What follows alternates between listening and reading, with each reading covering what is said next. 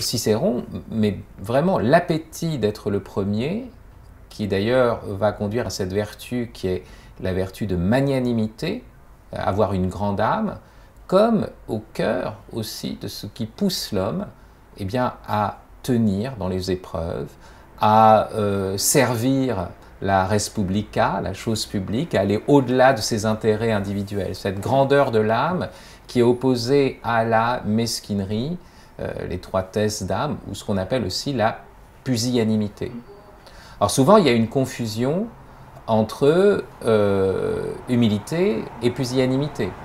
Donc c'est de ces deux côtés-là, c'est-à-dire du côté, je dirais, du rapport entre l'être et le paraître, et du côté de l'articulation entre l'humilité, qui semble être du côté de l'effacement, et le désir de gloire, qui est au contraire du côté de la visibilité, de la présentation de soi. Et c'est là où le concept, je dirais, d'exposition de soi devient un concept assez décisif. Parce que, en réalité, ce que je veux montrer, c'est que le paraître est une générosité de l'être. C'est-à-dire que c'est moins ce qui s'écarte de l'être que ce qui, d'une certaine façon, s'offre à l'autre, je me donne à voir, et s'expose et même espère de l'autre.